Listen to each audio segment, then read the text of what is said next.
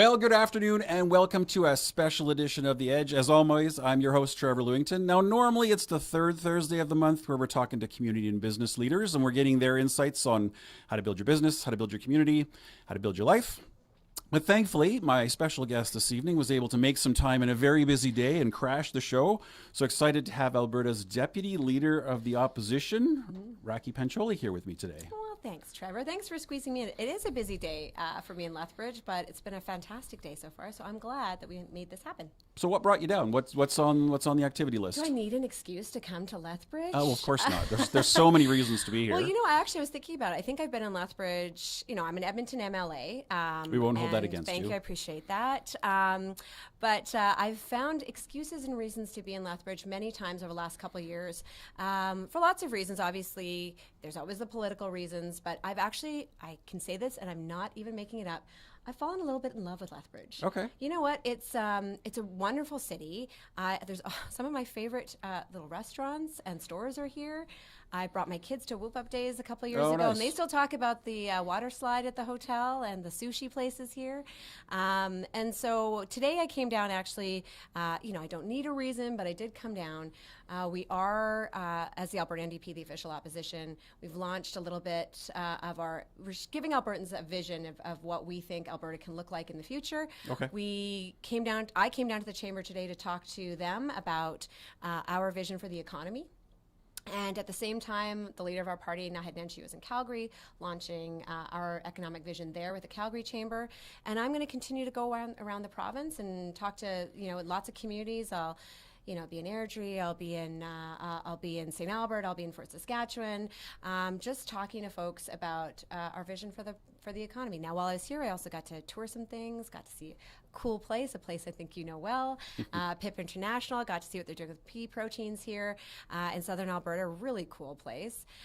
We just had a visit with the YWCA to talk about the services they provide to families and women in the community, and just have some great conversations.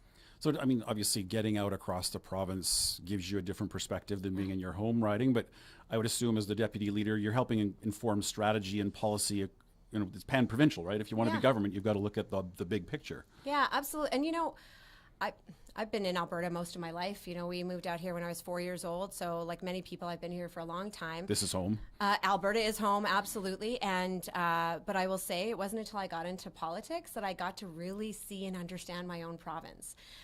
There's something incredible about being an elected official, whatever your role is, that you get a chance to learn from people, visit places, hear from people about their businesses, their communities, in a way you just don't get to do in your everyday life outside of politics, right? So even with my first term, this is my second term right now as an MLA, even in my first term as a newbie, I still spent a fair bit of time traveling the province where I could because, I think you're right. It's our job to not only serve our constituents, but also to talk about ideas that can form provincial policy. And since I've moved into the role of deputy leader, which was about 2 years ago now, of the official opposition, I very much take on that responsibility of traveling the province and talking about what we're doing, but yes, to also inform strategy, use my experiences, what I'm hearing, what other caucus members are hearing, to inform where we're going to go next. And of course, we just faithfully watch everything that's happening in Alberta. It's never a boring time here in this province. Things are constantly shifting, and reflecting on what is our strategy going to be next, how can we best get our message out, and how to inform that strategy and that message as well. Okay, now we are going to dive into the politics because there's nothing going on in Alberta at the moment. Very quiet as usual. Yeah, it's completely boring. But I did want to back up a step. I think it's important that people understand elected officials are real people with real stories. So. I think you were a lawyer with the government of Alberta for a period of time. Can you talk about the career kind of leading up to jumping into politics? Yeah, and don't hold it against me that I was a lawyer. It's never a popular I thing didn't say it. to be telling people I'm a lawyer. Yeah, like I said, I grew up in Alberta. I went to University of Alberta for my undergraduate degree and then went off to University of Toronto for law school, came back home to Edmonton. Edmonton is home for me, and I've always been driven by wanting to do something to contribute to public policy making. So even though I did my profession in law, I did my first real job. I did article on Bay Street in a corporate commercial law firm in Toronto. Wasn't quite the right fit for me. Probably an interesting perspective at least. Totally. I always tell people, especially young lawyers who are thinking about what to do, I'm like, try various practices of law, so you can figure out what grabs your attention and what you're good at. So I'm glad I had that experience working on Bay Street. Really important, and it really informed a lot of my work later on. But when I came back to Edmonton, I chose to work for the government of Alberta. I was with Alberta Education for 8 years as part of the legal team there. I have to say, some of the most satisfying work I've ever done. It was really contributing to what's going to be education policy. It affects kids and families in very real ways. That was all under the PC government, so that was from 2006 to 2014. And then I moved back into private practice, and I was doing work with school boards and labor and employment law, and that's what I did for about 5 years. So in total, about 13 years practicing law, before somebody knocked on my door and said, "Hey, would you ever be interested in running for political office?" And it wasn't something that was part of my plan. I think that you get lots of politicians who've always dreamed about being in elected office. It's like a calling, or they see it as like a lifelong. Well, I will say I think it should be a bit of a calling. Like, I do think it should be service that you're doing because you feel drawn to it out of passion and commitment. But it wasn't a plan. It wasn't like a job that I was like, I am going to one day run for office. It was more the timing of the moment, and it didn't come from me having any political involvement. I had never been a member. I'm obviously now an Alberta NDP MLA, but I had never been a member of the party. Okay. This was shortly before the 2019 election, so when we did have Rachel Notley as Premier of the province, I was just an observer like everybody else. I had recently, just after the election in 2015, I had recently had my second child. She was born 10 days after that election, and I had a toddler at home, and then I was going back to work in private practice, so I was just working and observing and watching. And my ask to get involved in politics came not from political connections, but from a mom at daycare. My son and her son were in daycare together, and we'd grown quite fond of each other and gotten to know each other. And unbeknownst to me, she was connected to the Alberta NDP, and she invited me for a coffee one day and said, "Do you want to go for coffee?" And I'd like to invite my friend Sarah Hoffman along. At the time, Sarah Hoffman was Minister of Health and Deputy Premier, and I was scratching my head the whole time going, why am I having coffee with the Deputy Premier of the province of Alberta? And they sort of sprung it on me and said, would you be interested in running in the upcoming election? Now, it's one thing for people to ask you to do something. I get asked a lot of things, but and you say no? Going back into private practice, you've got this long career in law. What the heck made you jump into this three-ring circus of provincial politics? So, and like, my kids were young when that happened, and like, I was at the time that I was asked, my kids were 3 and 5. Wow. My husband's a teacher. I was the breadwinner in the family. It certainly gave me pause about taking a risk, honestly, a risk with my family and our future, and really being not very familiar with what it was like to be in politics. I had an idea from watching, but I didn't really know. I didn't know anybody personally who'd been involved in it.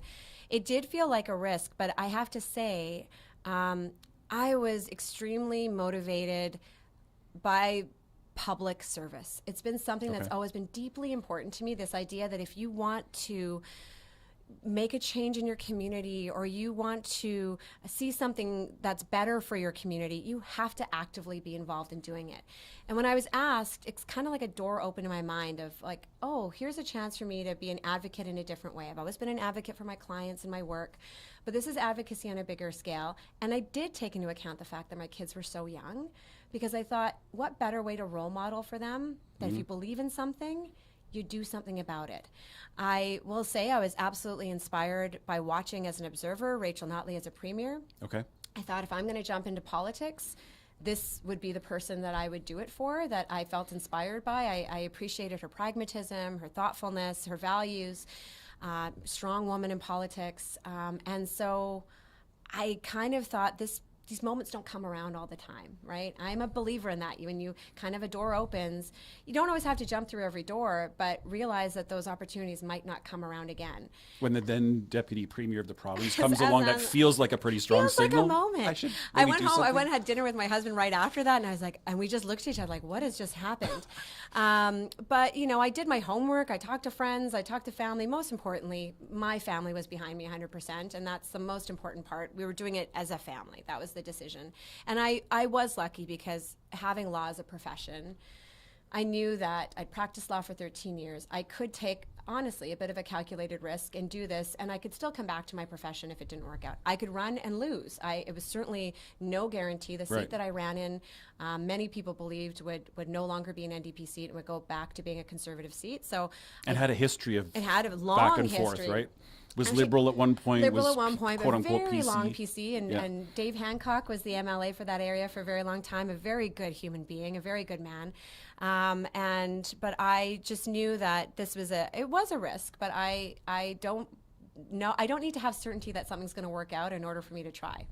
Okay. I'm willing to put the energy in, and the rest, they say, is history. Was there anything in that first term that surprised you? I mean, obviously you watch Question Period, which isn't reflective of real life. You hear bits and pieces, but did you kind of, at a certain point, go, oh, didn't realize that was a thing? Everything surprised me in my first term. I think I did realize how maybe naive is the word. I think I didn't realize how many people who came into politics really were there for the game of politics, right? They had been interested in it for a long time. They had been involved in the party structures, and they had, they knew how to, use the tricks of the trade and do things, and that was all very new to me. I will say, and because I have said this in other forums as well, I think I was most taken back by the atmosphere and climate in the legislature. The theatrics the theatrics are one thing. I'm a theater kid by nature. Did that in high school, and I don't mind theatrics. It is a very hostile and toxic environment. It's not actually one where I don't think anybody will be surprised to know that there's not a lot of productive conversation that happens in there. There's not a lot of opportunity for collaboration. As a lawyer, I take seriously the act of passing legislation. I read carefully the bills, and I think it matters what's in the bills, and some of them are ideological differences, some of them are policy choice differences, and some of them are just technical differences, but I think we should have the best legislation we possibly can. And it does not feel like that space is a space where we actually have meaningful conversation about the laws that are going to apply in this province, that are going to apply to businesses and individuals and organizations. It often feels like the law is the least significant part of what happens in there, and that's disappointing to me as somebody who thinks it matters, because laws last a long time and have to be interpreted and applied to people. It affects their businesses and everything.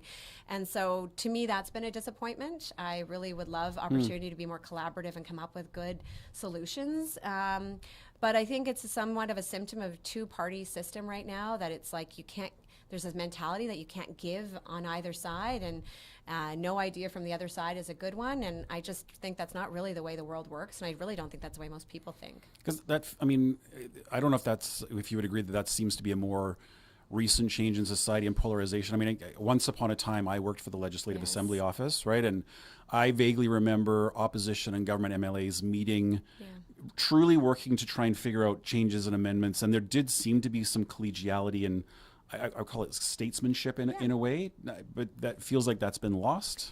It does feel like that's been lost. And of course, my experience is only from 2019 on, so I don't know what it was like before that, but I've heard stories, and I've certainly talked to people who are around there.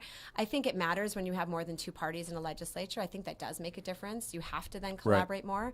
But absolutely, the tenor of politics has changed worldwide. It's not specific to Alberta.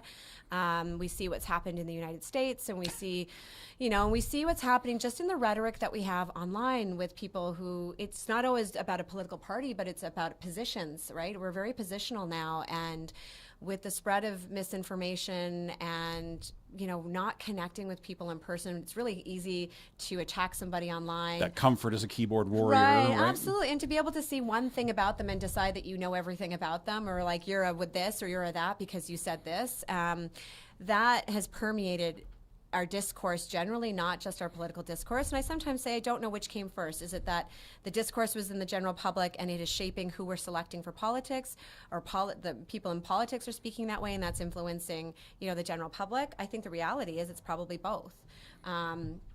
But I don't see those moments. I've had a couple glimmers of things with members on the other side where maybe we've managed to get some little progress on something, but that seems to be happening more and more rarely as time goes on. So yeah, I do, and I think people are exhausted by it. I feel exhausted by it, and I sure think constituents and voters and people generally are exhausted by it. So I'm hoping we're reaching a tipping point and things start to go back to, let's remember we're human beings, and we may disagree about the way we get there, but we do have the same shared goals and objectives, and let's talk about that. Not sure we're getting there anytime soon, especially given a lot of things that are happening in Alberta politics right now, but I really do, I have to maintain hope we're going to get there. So how do you then, I mean, the show's called The Edge, and I often ask my guests how they maintain balance. I mean, you're in this, you use the word toxic environment, you've got the demands of traveling all over the province. How do you take care of you, and how do you sort of keep that aside and sort of keep everything in balance and focus? Is there things that you do to maintain that? So that's definitely been a learning curve for me too, because I think in my first term, it was like going 150% all the time on politics and realizing that nobody can sustain that level. And to be passionate and to do your best, you actually have to take care of yourself in that as well. Oh, I have a couple of ways that I do that now. I was talking with a friend earlier and saying, you know, my dogs are a really big, important part of that. There's nothing like the smell of a dog to like throw your arms around them at the end of the day. Equally as important, smelling my kids' heads. I don't know, kids' heads, even though they don't like it anymore. They're 11 and 13. They don't like me sniffing their heads as much. They're a little weird. But I don't really care. So I have great family structure, which is really important. And I've recently started to do a lot to take care of myself, like physically. I picked up running about a couple of years ago, and then just ran my first 10K 2 weeks ago. And nice. Focusing. And you know what? That is about self-care and feeling strong and feeling good in my body and my mental health. I think that's really important for me. But I had to learn to do that. I had to learn to kind of set aside the time. And remember that me being healthy and strong is the way that I can do my job the best. And so, and I see a lot of my newer colleagues join, and I like, you do want to have passion and enthusiasm, but you know, it's you're sprinting through a marathon, and ultimately not everybody can maintain that pace. Right. And so you've got to be able to get to the end of that marathon. So you got to slow down and sometimes take care of yourselves. I also learned to channel my energy where it's most valuable. As I said, I don't often think the legislature is the most important space where we get things done. I think it's out in community. I think it's out a trip talking. to Lethbridge. It's a trip to Lethbridge. Like coming out and learning something new, even spending time in my constituency, hanging out at the farmers market, going to speak to kids in their class, like talking to grade 6 kids, like, oh, that's just like the best. And so those kinds of things, finding those moments where you're connecting with people and it's joyful and leaning into that. Everybody has parts of their job they don't like. There's nothing new about that as a politician, right? Everybody has that. So find the things that you are good at, that make you feel purposeful and meaningful, and focus on that. Is there something in your sort of legal career and perhaps even private practice that better prepared you for being a politician? Is there, like, did you see those links at all? So it's pretty like cliche, right? The idea that, like, I always say that on paper, I'm like the classic politician, right? I did a poli-sci undergrad degree. I went to law school, practiced law, and then went into politics, right? Like, although none of those things were intentional, it was all kind of stumbled into each of them along the way. But there's no doubt, I mean, the core and essence of being a lawyer and practicing law is taking a position, finding the facts to support that position, arguing it as best as you can, which is really what we do all the time. You're selling policy and ideas. Yeah, and it's like, and you know, what I will say is that as a lawyer, you take positions based on your client's needs, and in politics, you take positions based on your constituents' needs, right? And of course, they're going to be shaped by other factors when you're in politics. You're part of a political party. You're going to have a leader who's going to, you know, say certain things. Like the political atmosphere is changing all the time, right? So all of a sudden, like, I never thought would be seeing a separatism referendum in my lifetime, but here we are. We're doing that. So all of a sudden, we're going to shift our gears to that. But ultimately, it's advocacy, right? And that's the core. This is representative advocacy as a politician. My job is to really listen to the people I represent and take that and channel it into my advocacy for a position that I believe is going to be better for the province. Okay. Now, I mean, speaking of your job, we see sometimes these 12-second clips of question period and the shouting back and forth. But I mean, that's not really what an official opposition is. Can you maybe educate some of our viewers who really don't understand that sort of why we have an opposition party or parties, and what is the role of opposition? Fundamentally, having an opposition party or parties, depending on an election, is about accountability and democracy, right? It's a couple of things. One, we have a democratic system where, yes, the majority rules. So whoever gets the most votes and then whichever party gets the most seats gets to form government. But we recognize in our democracy that not everybody's going to agree, and even those people who aren't in the majority still deserve to have their rights and views represented and reflected. So that is certainly one job, is to make sure that those, even who didn't get their choice of elected official represent, they still feel like they're being heard and their voices are heard. It's also an important accountability factor because, of course, without opposition, government could simply do whatever they want and nobody would even draw attention to it. I mean, if you look at many of the issues that have taken place over the last few years in Alberta politics, it's often because you have opposition drawing attention either to the constituents or in the legislature about that issue. And it's also about asking questions about how decisions are made. So we think about the budget, right? We had a budget, you know, every year we get a huge budget tabled, and it's government deciding how they're going to spend money. And Albertans need somebody to be in those spaces where the budget's being decided and laws are being passed to say, why are we doing this? What are the choices there? Who is being maybe missed? Who is being favored? Why is that happening? That is an important part of opposition. Our third role fundamentally is, of course, to also put forward alternative ideas. Right. And I know that things that get catchy, that get clipped and show out as us arguing and calling the UCP or calling the government bad and they're not doing this, they're not doing that. But it is equally as important that we show Albertans that there's other options or that there are other alternatives or we have other ideas. Okay. So that fundamentally, elections are about voters deciding which vision for their province they want to see, you know, in place. And so our job is to also come up with a lot of ideas. And that's one of the things that we've been doing. That's why I'm here in Lethbridge, right? Talking about our economic vision, focusing on creating new jobs now and in the future, talking about shared prosperity for all Albertans, and talking about being responsible with public dollars. Those are the main structures of our economic vision. Those are our priorities. So we're picking those priorities based on our values, but also on what we're hearing from Albertans that they care about. So we're saying to Albertans, look, if this is of interest to you, here's what we can do. This is what our ideas are. So when you get to an election, you do have a choice. But I get it. You know, what is it? What bleeds leads, right? I think that's what they say in media. I often sort of smile about the fact that, you know, when a clip goes up of me from Question Period and I'm speaking very firmly towards the government, let's put it that way, those clips get a lot of views, get a lot of likes. When I put up a smiley video about our affordability agenda and we're going to save you dollars, those don't always get as many views, right? And but I do hope that that Albertans make choices about their representatives based not just on who they don't want to have in government, but who they do want to have in government. Right. And so I take that very seriously. I want people to vote for us, not against somebody else, because that's how you get a mandate to actually go forward as a party and put in a vision and get the people of the province behind you in doing that. Okay.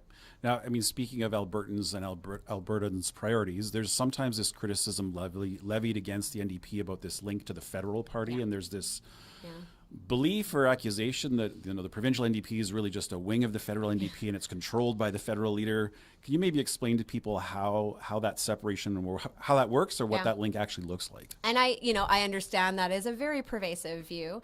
I can tell you as an Alberta NDP member, I've never once gotten a direction from a federal NDP leader or MP or anything like the kind. There's no secret emails? No, okay. There's no secret meetings. And in fact, you can look back on the track record and see that the Alberta NDP has historically taken very different views from the federal NDP in many ways. Now, we share obviously a name. The history is, of course, is that the federal party began first. Right. And then provincial parties and NDP parties formed afterwards. So unlike many other political parties, the federal party formation kind of determined that their other provinces were going to form their own NDP. But there's no direction from the federal party. And in fact, I know firsthand in my constituency, even in suburban Edmonton, I would say 60% of the voters in my riding voted for me, Alberta NDP provincially, but they voted for the federal Conservatives federally, which means there are many, many people who support the provincial NDP who are not federal NDP supporters, who actually support various other political parties federally or no political party federally. Right, okay. And certainly being a member in the provincial party used to be that there was a connection there, but we severed that last year. So now members of the Alberta NDP can choose whether or not they want to be members of the federal party. Look, I believe, the federal NDP has their own mandate. They're a national party, just like the federal Conservative Party has differences from the UCP. Different priorities, different focus. Absolutely. Yeah. They're serving, their constituents are across the country, and they're serving national interests. Our job is to represent Alberta's interests. And we're focused on that. And we will always take positions that are about serving Albertans and serving our province. And that's our priority. But, I understand there's political hay to make, and people will make that. Makes for a great meme somewhere. It does. It sure does, right? But at the end of the day, you just have to look at the positions that the Alberta NDP has taken when we were in government, in opposition. And it's clear there's very big differences.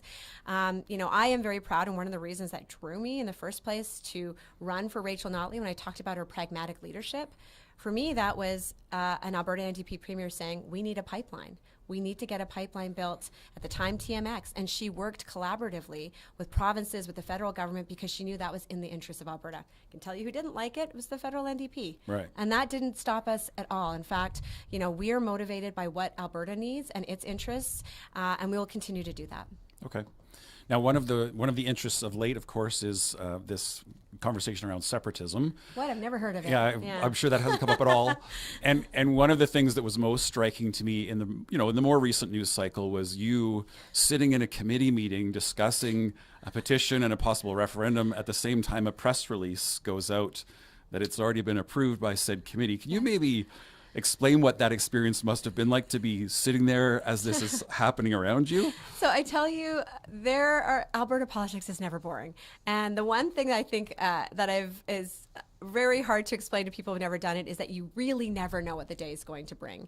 And yes, I sat as a member of the committee that was reviewing the Forever Canada petition signed by almost 500,000 Albertans for Alberta to remain in Canada.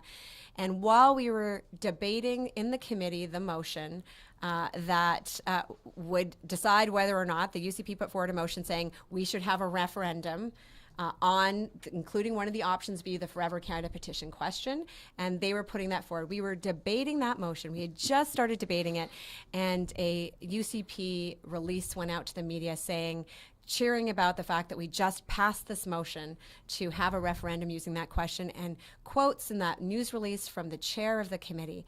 And I will tell you, this is times when I feel like being a lawyer comes in handy, because you have to be able to pivot quickly. Yeah. Because fundamentally, it seems silly now, but it's really, we've already seen sort of our democratic protections and the processes that are in place to ensure that, opposition gets their views heard, or Albertans get their views heard. Those have been eroding for some time. Right. And so it's not shocking when you sit in a committee that the UCP has a majority. They are going to pass the motion that they introduced because they have more members on the committee. But to cheer about it and to celebrate it while we're still in the process of debating it is just incredibly disrespectful to the people we represent, to all Albertans, to say the process of democracy doesn't matter. And so it was a quick moment and it was really kind of, I tell you, those kind of moments, this is how we get our adrenaline high. It's not like athletes doesn't are out happen there very committing, often, right? but we get the adrenaline gets high because you realize what's happening. And if you don't call it out in the moment, you lose the moment to do that. And so I made the very quick decision that I needed to call it out. And then my colleague Christina Gray also raised what's called a point of privilege. So those are kind of inside baseball moments, but it's because it's important that it kind of gets that adrenaline rush to say, look, we know that the UCP has a majority. They are likely going to be able to put forward anything that they want within the confines of the democratic processes, but that doesn't make the processes unmeaningful. It doesn't mean that they are moot. There's still a value and importance to it. And if we start to say that a majority government, who only has, let's be clear, 9 more seats than the opposition, is able to unilaterally put into place their own vision without even listening to opposition, without even consulting with Albertans, then we're really giving up on democracy. And I have to say that is one of the big lessons that I feel like I want people to understand. Democracy is fragile. It is a delicate thing. It is not something that just happens. Much of it is not enforceable. It is by tradition and custom and practice, and this has always been the way things have happened. And so we conceive firsthand what's happening in the United States. We're seeing that happen in Alberta as well, where the democratic values and principles, where only independent bodies get to decide what our electoral boundaries are going to be, where the decisions of a court are respected because they're from an independent judiciary. All those things are starting to be eroded, and it is our responsibility to call it out and to protect democracy. And when I say our, I don't mean me, the official opposition. I mean Albertans. Ours, all of us. Because it doesn't matter if it's your team doing it. It could very easily be another team doing it. And so this is not a partisan issue. It's about saying if our system of democracy doesn't work, we're making a choice to let people who have a louder voice make decisions for all of us. And we still have a voice no matter which party you voted for the majority or the opposition, or you didn't vote at all. Your views still matter in this province. We have democratic principles and values in place because of that, and we all have to protect it. No, I agree. And in the sense that, as an economic developer, I look at the fragility of investor confidence. Yeah. I look at, the rule of law being important to investors so they know contracts will be enforced. I mean, I see the whole, the risks of separatism. We look at, the economic decade that was lost after Brexit. We look at the impact on Montreal after the referendum, failed referendums in Quebec. Yep. So, I mean, I'm assuming that's partly why your leader has come out staunchly opposed to separatism. But, what's your take on attracting investment and continuing to grow our economy in the face of this instability and uncertainty? Yeah. And let me be clear. Being staunchly against separatism is, yes, of course, about the economic uncertainty that it creates. And the long-term implications it could have for our economy, for small businesses, and for workers. But it's also because, we're all deeply proud Canadians. I will say there's a big heart argument in there as well for all of us. There's absolutely head arguments, of course, about why it's bad for our province to engage in this conversation. But I will say it's also, of course, most of us are very, very proud Canadians, and we have family and friends across this country, and we're proud of the country, and we believe that Alberta is stronger in Canada. But I will say, yes, in terms of economic instability, it's really hard to reconcile trying to advocate on an MOU to build a pipeline to the West Coast, which needs, let me be clear, in order for a pipeline to be successful, to be built in this province, which we support strongly, there are two things that need to happen. You need to have a private proponent who's actually willing to invest and take the risk, hundreds of millions, and take the risk in building that pipeline. And you need to have appropriate and adequate consultation with Indigenous people from Alberta to the coast, right? And so those two things are necessities before any pipeline is going to be built. The one thing that most significantly impacts either of those two things happening is a conversation about separatism and a vote in a referendum on separatism in October. Because no major investor is going to be looking at Alberta and saying, is this the time I want to be investing hundreds and hundreds of millions of dollars and putting that risk in a province where I don't know if I'm going to have to be negotiating international agreements to get product past the border? Right. Why would they do that at this time when we're signaling uncertainty? And let's be clear, a referendum is not going to solve that. A referendum, especially the way it's worded, especially the unrest we're seeing. Or a referendum about having a referendum? Exactly. Yeah. That is a surefire way to be clear that we will not, this is not just a pressure relief valve that we will have the one vote and that'll put the issue to rest. There are many reasons to be concerned about that. You only have to look at Brexit, what happened there. Part of the problem is, and we see that 80% of Albertans say they don't support separatism. The challenge there is if all those people don't get out to vote, because one side of this is very motivated to get out and vote. So what happens if there's low voter turnout and all of a sudden that vote is closer? It doesn't look like 80-20. All of a sudden it looks like 55-45. Right. Does that put the issue to rest? And then even if it did put it to rest on that point, well, then we could still be having a conversation about a referendum to have a referendum. And then we've got the separatist base of this party who is now enraged because they were promised something by this premier and they weren't given it. So we are not going to see the end of the chaos that's been created and the uncertainty that's been created by a conversation about separatism anytime immediately soon. So how do we achieve the outcomes of getting a pipeline built to the West Coast? I've been spending the time here in Lethbridge to talk about all the opportunities for value add that we have in this Right. province. Again, enormous creativity and innovation that's happening here, where we can do more than just export our resources, that we can actually add value to them. and create a product that the world is demanding in many different ways. We do that because we're a place where people want to take risks. That's how we do that. We want to, like we announced as part of our economic strategy, we want to attract more head offices here to Alberta. You just look around Lethbridge, Cavendish, having a head office here. Not only does that mean you've got decision making happening in our province about the future of that business, but you've got jobs that it creates. That is not going to happen if businesses look at Alberta and see it as an uncertain, unstable place to invest their dollars. Capital can move. They can start projects. Right. They see what's happening. They're going to go to some place that's more certain. So to me, it is such a self-defeating exercise to be talking about economic growth and building a pipeline like this government claims it's doing, while at the same time championing the most economic uncertainty, and it's a self-inflicted wound. We did not have to be here. There was not enough Albertans who were clamoring for this. This was about the Premier keeping her job, and yet we're all going to be suffering the risks because of that. So obviously that's going to dominate the headlines for the next few months, but now that the House is adjourned and MLAs are back spread across the province, what is your caucus focused on? Like what is the focus this summer then, sort of separatism aside? Well, separatism is part of the focus because we are door knocking. We've launched an initiative called For Alberta, for Canada, because one thing the Alberta NDP and political parties do well is we know how to run a campaign. And quite frankly, and mobilize forces. And mobilize forces and get out the vote. And the October 19th referendum, that is an election. That is what's happening. So we know how to do the groundwork. It's what we do all the time. Door knock in communities, talk to people about separatism, about their views, and encourage them to get out and vote. So certainly all of us will be doing that.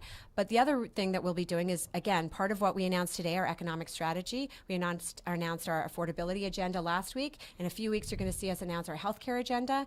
We're doing all that because part of, again, the work of opposition is to say, look, if you're tired as an Albertan of the self-inflicted chaos that we have right now in this province, the uncertainty, whether we're seesawing from separatism to the notwithstanding clause, to teachers' strikes, to citizenship cards, to all of these pieces, and banning books and and interfering in municipalities. None of that is what Albertans really want their provincial government to be doing. So we have a job to say, look, if you want a provincial government that's going to get back to business, back to doing the work of delivering public services, creating the environment where the private sector can thrive, and letting those who are on the ground do their job like municipalities and school boards, here's our alternatives. So yes, at the same time we'll be talking about separatism, we're also going to be laying out our offer to Albertans. Here's the plan. Here's the plan. And of course, it's still very much going to be, we're still probably, who knows when an election is going to be called. You never know in Alberta, and I'm not going to make the mistake of predicting that. Oh, dang it. I was hoping I was going to take notes. There's too many things. We got a volatile few months ahead of us. But I will say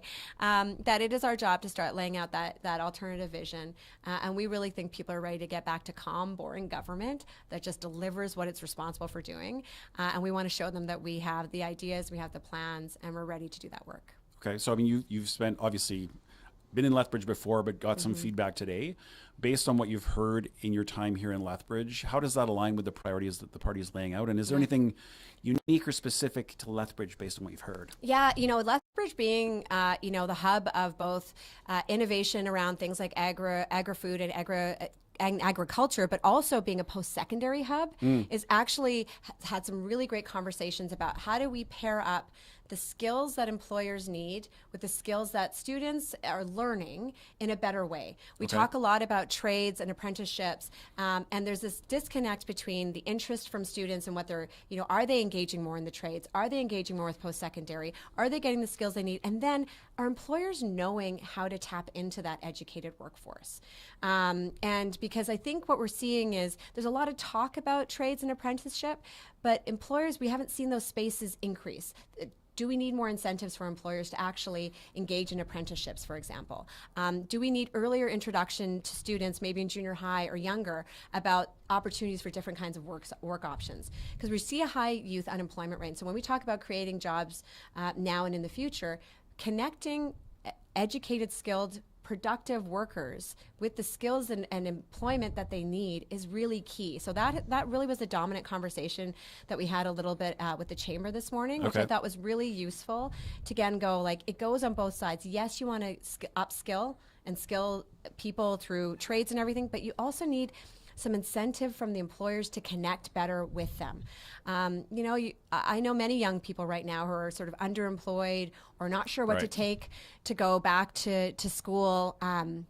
And so we need a better job marrying those, because we need the skilled people to be in Alberta. We want them to stay in Alberta, but we also want them to be equipped with the skills they need, and employers need to be hiring them.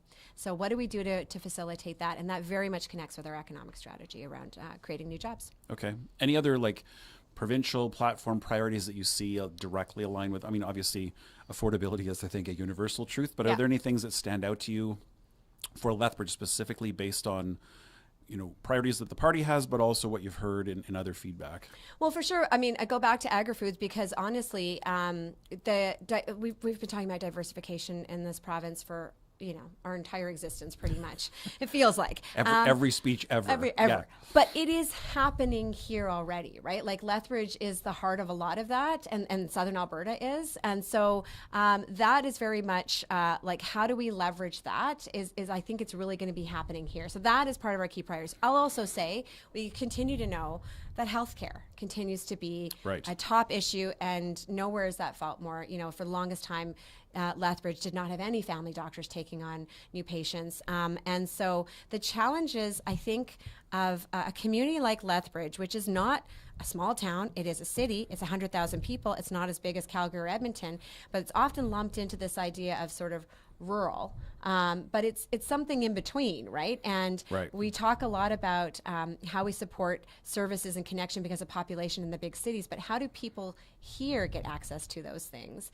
And that's also different than rural and remote communities, right? And how do we create incentives? And when we talked about getting young students engaged in more skills training, and more, like there's a conversation about, they have to go to collegiate schools in Edmonton and Calgary to get those training, which means they're leaving their community. Why don't we think of methods about trying to improve trades education here in Lethbridge so that they have access to it here? We have a great platform. We have Lethbridge Polytechnic, right?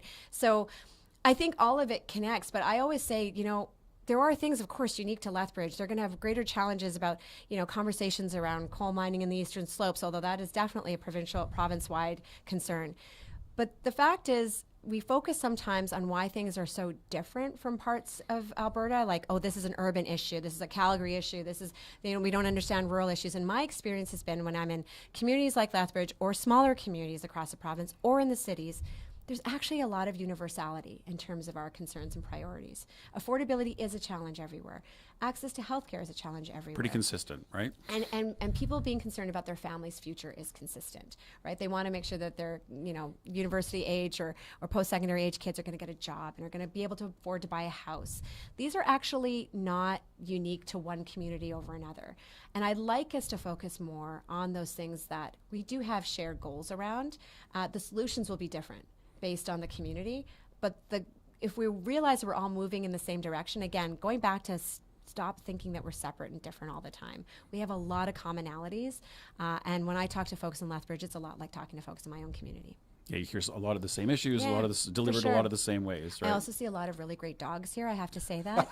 I feel compelled to talk about, as a dog person, Lethbridge is just full of amazing dogs. And I see them, I always think my community has a lot of dogs, and then I see them walking through the coulees, these beautiful dogs. So anyways, a lot of similarities. Okay, maybe a quick field trip to the Park and Bark after this, so you can, I need my dog, Phil. pet a few on the head as we go by. Can you tell I've been away from home for a couple days, and I'm missing my dogs, So, I mean, as you think about your, however many more terms you have left in you, or whether that's one more, 10 more, you'll be here forever. That sounds a bit like a jail sentence there, but anyways. I wasn't going to put that on you, but is there like one thing you want to leave behind as a legacy, or one impact, if I can do this as an elected official? Like one policy impact? Yeah, policy or project or like what would you like to leave behind as the thing? Rakhi's legacy. Oh, gosh. That's a big question. I have a lot of things. I mean, in terms of policy, my heart has always been very much, it was my first role as an MLA, and it hit close to home. I'm a very passionate advocate of early childhood education. I believe strongly that there are very few silver bullets in public policy that work for everybody, but if you invest in early childhood education, whether that be in childcare, whether that be in early learning, whether that be in kindergarten, you can make the most impact on a generation and on a society if you invest in kids young. I think we have a long ways to go in Alberta to catch up with other parts of the country and the world, and I think we can make great headways if we actually really really seriously invested in things like full-day kindergarten, if we talked about better access to early childhood education at an earlier age for kids, and really made it accessible and affordable for all kids, to me, that is a policy gem. I think it's something that can make the biggest difference. And I will continue. It's not the top priority all the time for folks, but to me, if you can make headways there, you're making a real difference for future generations. When you're starting early and it's foundational to everything 100%. else, right? It improves health. It improves, employability. It improves, societal well-being. And there's so many ways that is such a good investment of public dollars. Awesome. Thank you for that. As you know, our time together has flown by here. Yeah. So I talk a lot, Trevor. No, isn't that part of the job description? I think that's a prerequisite, I get paid to isn't talk it? a lot. Paid to talk a lot. I want to give you the final word. Is there anything you want to leave with the audience? Final thoughts on policy, on government, on separatism? What would you sort of want to be your final thought that you leave with our audience tonight? Yeah.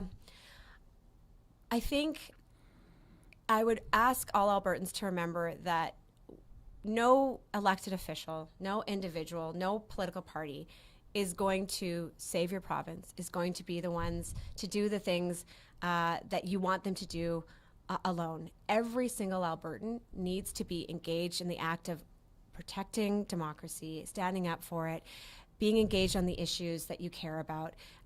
We have a personal responsibility that I think goes beyond any political party. It doesn't matter what your partisan stripes are. And I would remind everybody of the power of individuals to make an impact.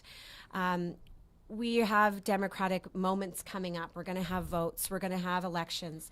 And it is easy to dismiss that, especially in a time when people are being bombarded with so much. And I understand the exhaustion that people feel, that they have a lot of real life concerns and they don't want to care about politics. They're exhausted by politics. It seems negative and divisive. But, I heard this saying one time, and I believe it's very true. Politics doesn't care if you don't care about politics. It's going to happen to you anyways. So I think we're seeing that every day. So I encourage people, it is not about having to buy a party membership. It is not about having to be a door knocker and go out. It is about talking to your neighbors, to your friends, to the people in your church community, to the people in your cultural community. Talk about how decisions that are made at every level affect your family and how it can be better. Come up with your ideas, but you have to talk to each other and you have to take it on as a personal responsibility. Thank you for that. And thank you for your time this evening. Appreciate you joining me. Thank you, Trevor. Always a pleasure. Appreciate you being in Lethbridge and connecting with our community. You bet. I love it. That's the show, everyone, for tonight. Thanks so much for joining The Edge, and we'll actually see you again on Thursday for our regular scheduled episode. We have Maral Kiani here, and she's the Executive Director of the Children's Services. So I'm looking forward very much to talking to her about the Family Centre and the opportunities that they create, and we'll see you in a couple of days. Thanks so much for watching.